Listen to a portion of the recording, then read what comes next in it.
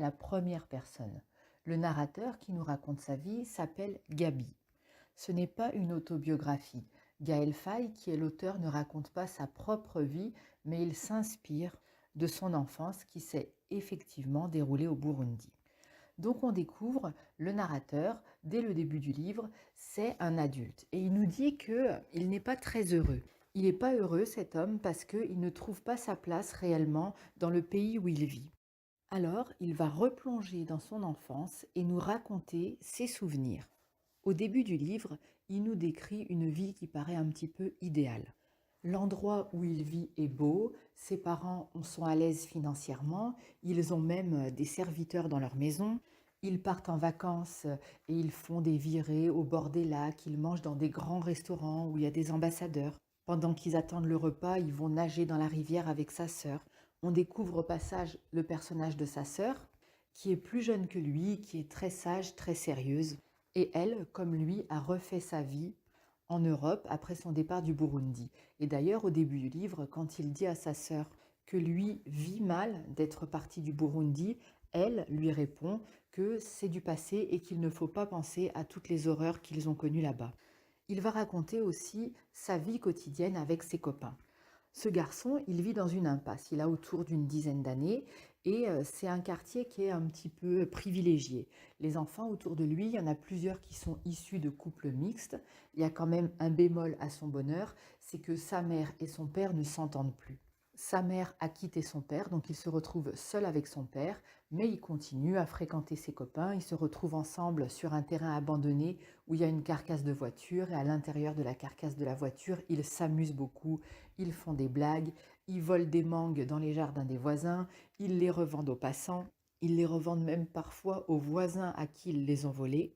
Entre autres à Madame Economopoulos, qui est une dame grecque qui vit là-bas au Burundi dans sa propriété. Et cette dame aura une importance à la fin du livre. Donc toute cette partie nous décrit une enfance heureuse. On voit quand même poindre certaines choses qui sont interpellantes, que lui décrit comme étant des choses normales, parce que c'est son environnement. Alors pour lui, c'est pas décrit comme étant quelque chose d'étrange, mais il a quand même des hommes qui travaillent sur la propriété de son père et qui sont à son service, qui préparent le déjeuner le matin, qui lavent ses vêtements, qui le soignent quand il se fait mal aux pieds. On découvre donc ces deux messieurs qui sont Proté et un autre dont le nom m'échappe, qui gèrent le quotidien, et un troisième personnage qui va être un petit peu le méchant de l'histoire, qui s'appelle Innocent. C'est un peu ironique d'ailleurs de lui avoir choisi le prénom d'Innocent. Il y a un passage qui est assez important et qui va marquer un début de prise de conscience. Parce qu'il entend parler des Hutus et des Tutsis, mais lui, il ne voit pas trop la différence entre les deux. D'ailleurs, son père veille à ce que Gaby se tienne toujours loin des problèmes politiques du pays. Il dit simplement, c'est des gens qui n'ont pas le même nez et du coup, ils se disputent pour ça. En fait, c'est deux ethnies différentes, mais effectivement, ils ont la même religion, ils vivent sur la même terre. Et d'où viennent ces animosités, c'est quelque chose qui est très compliqué à expliquer à un enfant, donc son père ne lui explique rien. Et ses parents étant séparés, son père lui fait un beau cadeau pour les fêtes, il lui offre un vélo.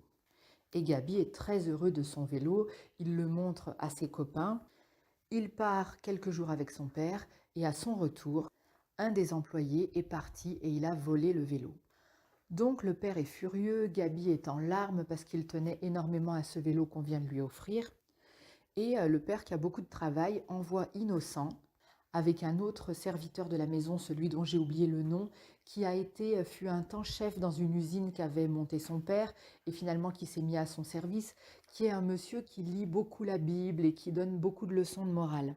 Et donc ils s'en vont tous les trois, Gaby, le monsieur qui donne des leçons de morale, et Innocent, à la recherche du vélo. Ils vont se balader dans différents villages du pays et ils vont finir par retrouver la trace du vélo. De personne en personne qui l'ont acheté puis vendu, il va finir par se retrouver en pleine campagne, chez des paysans pauvres.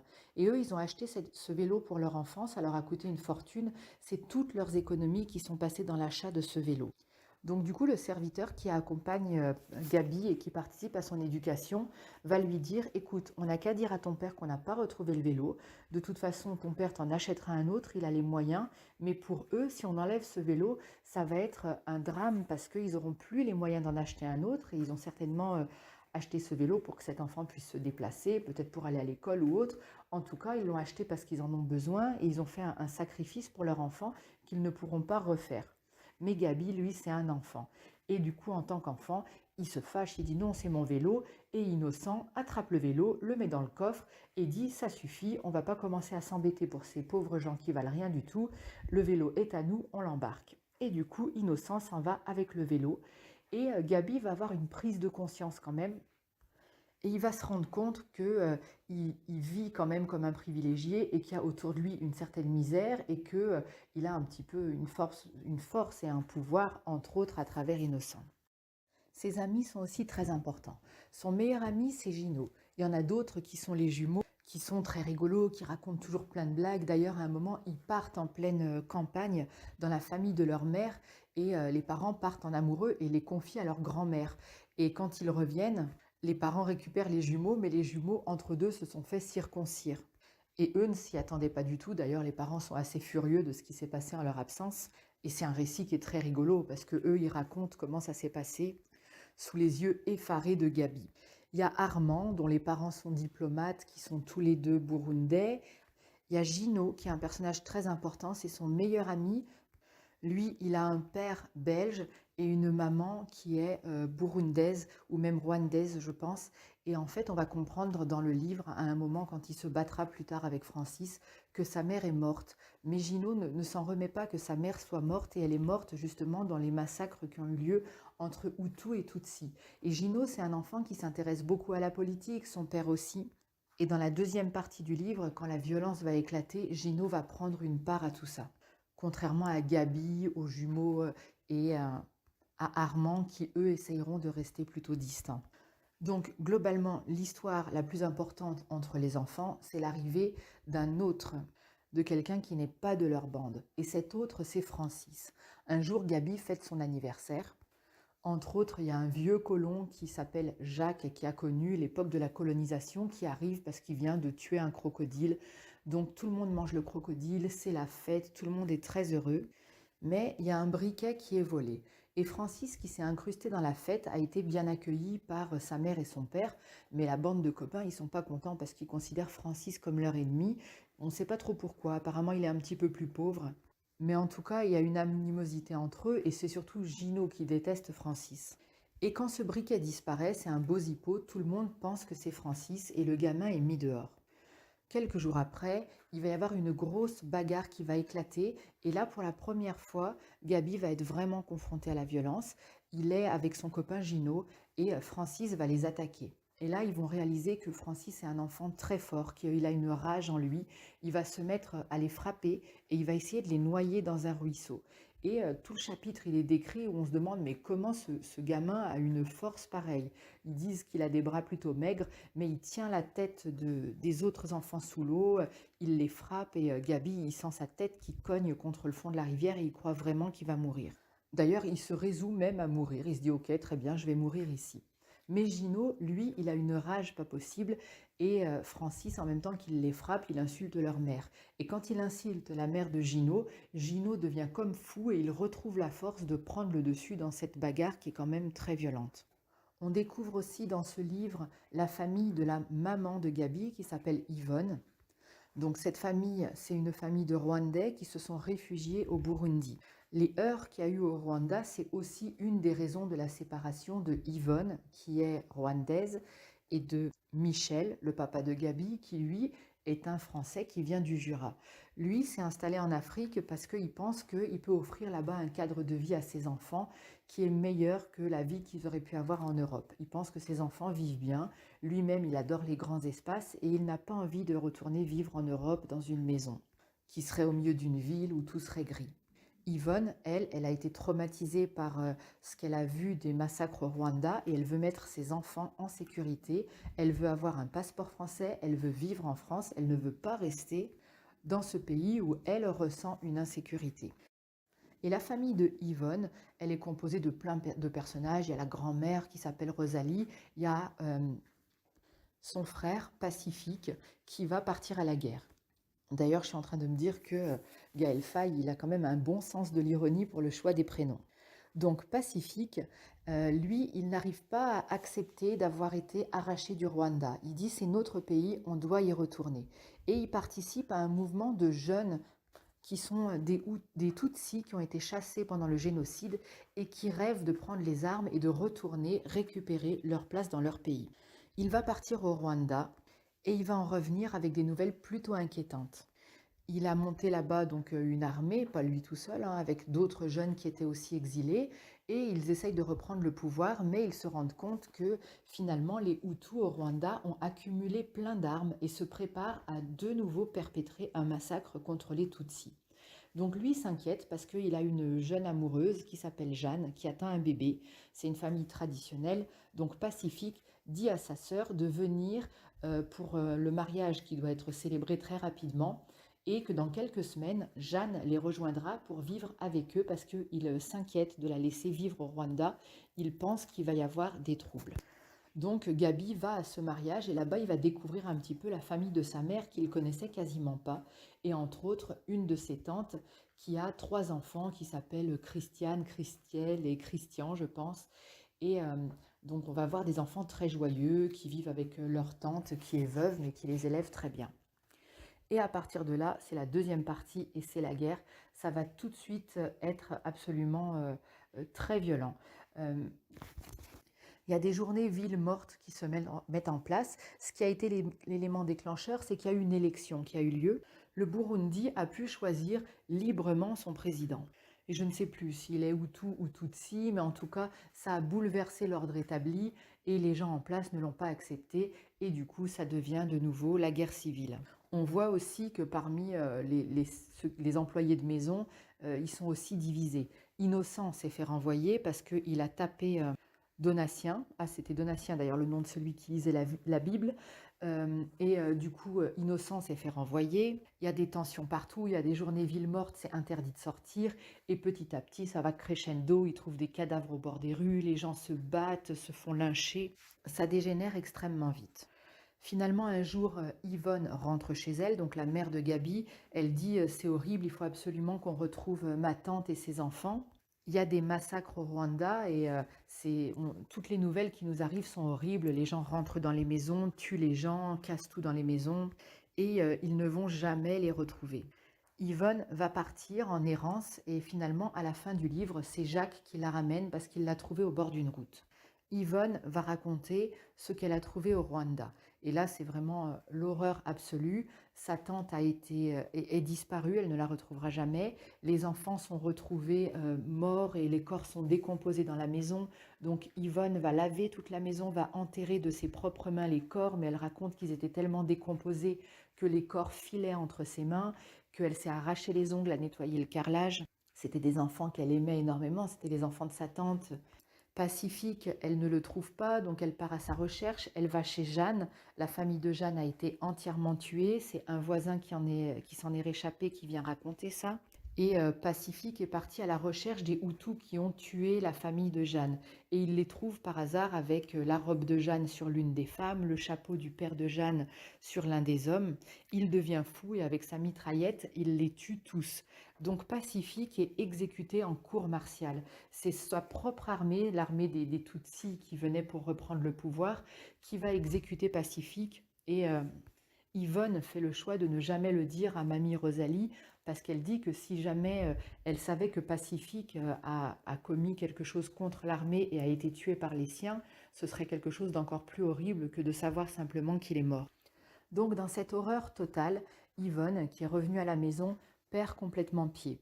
Elle se met à boire, elle reste prostrée, elle ne parle plus à personne, et la nuit, elle réveille sa fille, Anna, donc la sœur de Gabi, et elle lui raconte les massacres qu'elle a vus, les corps, et elle lui dit « Réveille-toi, est-ce que tu te rappelles de tes cousines, est-ce que tu les aimais ?» Et Anna, évidemment, est terrorisée par cette maman qui boit et qui perd complètement la tête. Gabi, lui, voit ça dans le lit d'à côté, On ne sait pas trop pourquoi sa mère, elle le rejette. Elle considère Gabi plus comme un Français alors que elle considère sa fille Anna comme étant plus proche d'elle. Et Gabi va finir par euh, raconter à son père ce qui se passe la nuit et il va y avoir une grande dispute. Michel, donc le père de Gabi qui a fait énormément avec Yvonne pour essayer de retrouver la famille, s'était réconcilié avec sa femme quand il a vu dans quel état de détresse elle était, mais il va très mal réagir au fait qu'elle perd pied et qu'elle s'en prend aux enfants. Et Yvonne va jeter un objet au visage de sa fille, elle va lui ouvrir la tête et finalement la mère furieuse va partir de la maison. Il y a beaucoup de massacres autour d'eux. Donc du coup, la bande de copains va aussi se radicaliser. Ils vont, euh, ils vont vivre eux aussi quelque chose de difficile. Il y a le père de Armand qui est tué parce qu'il tombe dans un guet-apens. Donc les Hutus le massacrent. C'est évidemment dramatique. Gino vient chercher Gabi. Ils sont devenus tous amis avec Francis depuis cette bagarre dans le ruisseau parce que, en fait, Francis et Gino ont tous les deux perdu leur mère dans les massacres au Rwanda. Et du coup, ça va faire un lien entre eux. Et finalement, ces ennemis jurés vont devenir copains et ils vont décider de participer eux aussi aux barrages et aux journées villes mortes. C'est des actions de terrorisation de la population. En fait, ils tuent les gens qui sortent dans la rue, ils se baladent en bande et quand ils croisent un Hutu, ils le massacrent. Et évidemment, Gabi n'a pas envie de participer à ça. Mais il va finir par se faire entraîner suite à la mort du père de Armand et il va se retrouver obligé de participer à ces massacres-là parce qu'en fait, ils ont arrêté un homme qui apparemment était présent ou était acteur lorsque le père de Armand a été tué et ils battent cet homme. Il y a eu beaucoup de passages que j'ai enlevés, mais entre autres, par exemple, il voit un groupe d'enfants qui bat un cheval parce qu'il y a un cheval qui s'est enfui, c'est le cheval d'une dame qui n'était pas sympa et qui était en plus un peu raciste, mais bon, c'est quand même dramatique pour le cheval. Et les enfants s'amusent à battre ce cheval à mort. Et cette fois-là, c'est un homme qui est dans la même situation avec tout un groupe qui est vraiment en train de lyncher cet homme-là. Et finalement, le chef de tous les sans défaite, c'est le nom du gang qui terrorise tout le monde, se présente. Et quand il arrive sur sa moto et qu'il retire son casque, on reconnaît Innocent. Et Innocent va dire, eh ben c'est très bien Gabi, je pensais que tu n'étais pas avec nous, mais puisque tu es là, c'est toi qui vas tuer cet homme. Et du coup, ils traînent l'homme dans une carcasse de voiture, ils l'attachent à l'intérieur, ils remplissent la carcasse de voiture d'essence, ils l'aspergent d'essence et ils demandent à Gabi de tuer l'homme. Et Gabi a très peur et il refuse au début. Et Innocent dit, de toute façon, tu n'es qu'un enfant de Français. Et si tu n'es pas avec nous, on va aller chez toi et on va tuer ton père et ta sœur. Et du coup, Gabi se sent obligé, pour protéger son frère et sa sœur, de participer et il entre lui aussi dans le groupe et il tue cet homme qui était enfermé dans la voiture. Après ça, les enfants sont envoyés en France, ils sont pris en charge par, je ne sais plus quoi, la Croix-Rouge ou quelque chose comme ça, ils sont rapatriés. Le père choisit de rester sur place et on apprendra plus tard que Proté s'est fait tuer. Proté, il continuait à travailler au péril de sa vie parce qu'il avait tellement besoin d'argent qu'il il continuait quand même à se rendre chaque jour dans la famille de Gabi pour travailler. Et les Tutsis sur place le menaçaient, lui disaient tu n'es pas dans le quartier des Hutus, tu n'as pas à être ici. Et ils vont finir par le tuer, on trouvera son cadavre au bord d'une route. Donatien, lui, il va disparaître de la circulation. Et à un moment dans le livre, il dit bah, certainement que Donatien, il est parti comme tous ces gens qui coulent au bord des routes avec des matelas sur la tête et les enfants par la main. Donc Donatien, qui était un homme instruit, qui lisait beaucoup, qui lisait la Bible, se retrouve parmi tous ces flots de personnes qui partent sans terre et sans plus rien. Le propre père de Gabi va aussi tomber dans un guet-apens et se faire tuer. Gabi et Anna, eux, vont partir en Europe et vont grandir dans des familles, on ne sait pas trop chez qui, mais apparemment chez des gens tout à fait extérieurs, et vont à peu près réussir socialement. Parce que dans le début du livre, on voit que Gabi, donc Gabrielle, est devenue quelqu'un qui gagne de l'argent, qui a un travail, qui s'est fait sa place, qui plaît aux femmes, etc. Mais qui reste avec évidemment la douleur de son enfance. Et Anna, il dit qu'elle est toujours pleine de bons conseils et elle semble aussi avoir trouvé sa place. Donc l'épilogue, la fin de cette histoire, Gabriel retrouve une boîte dans laquelle il a ramassé différentes choses, des papiers des élections, la carte d'identité de l'homme qui a brûlé dans la voiture. Et il se décide à retourner au Burundi. J'ai oublié une chose importante, c'est que Madame Economopoulos, qui était une voisine, qui était une vieille dame grecque qui vivait là-bas, au moment où les enfants commencent à participer à la guerre, Gabi se tient à distance d'eux. Et du coup, il ne sait plus trop quoi faire parce qu'il ne peut plus aller avec ses copains, il ne peut plus sortir dehors, l'école est fermée. Et il va se mettre à lire grâce à Madame Economopoulos. Il se réfugie beaucoup chez elle et elle lui prête des livres. C'est une dame qui a une immense bibliothèque et lui dévore les livres. Donc dans l'épilogue, il repart au Burundi. Il fait le chemin en arrière parce que lui, il a besoin d'y retourner pour voir comment c'est. Et ça a beaucoup changé. Il n'y a plus les grands arbres dont il avait le souvenir. Tout est barricadé. Il n'y a plus des grilles en fer de partout. Et il va tomber sur Armand. Il va dire à Armand, je suis venu pour récupérer des caisses de livres que Madame Economopoulos m'avait données. Armand est un petit peu surpris et lui dit, bah écoute, on va aller boire un verre au cabaret. Le cabaret, c'est un espèce de petit boui-boui en tôle où les gens se saoulent et racontent des histoires, parlent de politique et il fait noir, les gens ne se voient pas les uns les autres. C'est un peu sordide, mais les gens y rigolent et il y retourne avec Armand comme à l'époque où ils étaient enfants. Et puis il entend une chanson, Gabi. Et cette chanson, au milieu du brouhaha, il finit par reconnaître la voix de sa mère, qui était une bonne chanteuse. Il adorait écouter sa mère chanter. Et du coup, il va s'approcher d'elle et il va voir elle était une femme magnifique, elle était très très belle. Et là, elle ressemble plus à rien, l'alcool l'a complètement ravagée, elle a vieilli. Et il va aller vers elle et sa mère va avoir un geste tendre envers lui. Et on sait qu'à la fin, sa mère l'avait complètement rejeté. Et nous-mêmes, quand on lit la fin et qu'elle a un geste tendre vers lui, on est presque pas réconforté, mais on ressent un petit peu ce que peut ressentir cet homme qui a encore l'enfant en lui. Et elle va lui dire, alors tu es revenu, et elle va l'appeler Christian. En fait, elle va penser aux enfants de sa tante, comme si lui, elle l'avait oublié. Mais Gabriel va faire le choix de rester vivre au Burundi pour pouvoir s'occuper de sa mère. Voilà, on va arrêter là le résumé. Je pense que tous les éléments les plus importants y sont. Si vous avez d'autres questions, vous pouvez les poser en commentaire. Et sur notre chaîne, on a aussi fait un résumé très détaillé, chapitre par chapitre. Je vais mettre le lien dans la description de la vidéo. Et il y a aussi une lecture du livre qui a été faite pour pouvoir aider à le lire si parfois c'est peut-être compliqué de lire un livre. Donc c'est en format livre audio, c'est la lecture du chapitre et après à chaque fois un petit résumé. Et tout ça sera mis en lien dans la description de la vidéo.